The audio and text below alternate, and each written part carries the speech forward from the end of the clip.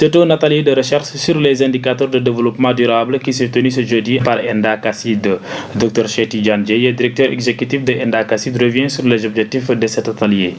Alors nous avons organisé cette rencontre ici à Ziguinchor pour parler de développement, en particulier de développement durable, conformément à l'agenda 2030 des Nations Unies sur les objectifs du développement durable. Vous savez que cet agenda a été lancé depuis 2015 autour d'un agenda transformateur sur le monde que nous voulons, comme nous voulons le transformer.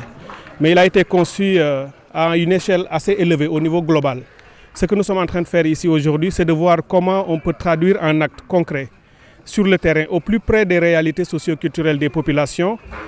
C'est cet agenda qui est composé de 17 objectifs, 169 sous-objectifs et 244 indicateurs. Une rencontre tenue sur une place de la ville a vu la présence de plusieurs autorités de la ville de Ziguinchor, de la Gambie et la Guinée-Bissau. Dr Cheikh Tidiane Dieye revient toujours sur le choix de la ville de Ziguinchor.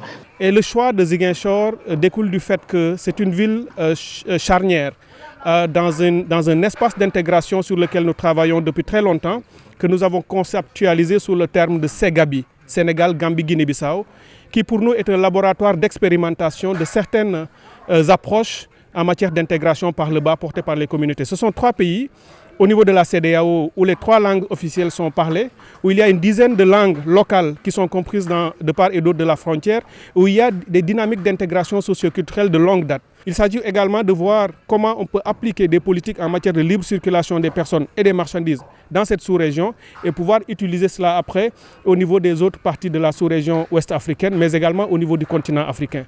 L'autre élément, c'est de voir comment les acteurs contribuent à ce processus de production, notamment les femmes. Les femmes de la Casamance sont très dynamiques. En les mettant en relation et en articulant ce qu'elles font avec celles de la Gambie et de la Guinée-Bissau, nous réussirions également à créer une communauté de femmes, mais également d'hommes, qui sont ancrés sur le terroir, qui travaillent déjà sur des process éprouvés depuis de très longs moments pour pouvoir créer de la richesse au niveau de cette sous-région. Elle vise également de mettre les acteurs en relation pour voir comment ils contribuent au développement de leur terroir. Cet atelier de formation est jugé nécessaire par les ressortissants de Gambie et la Guinée-Bissau et ils souhaitent que ces genres de rencontres soient perpétuelles afin de faciliter le commerce entre pays frontaliers mais aussi de renforcer les liens entre frères et sœurs de la SEGABI.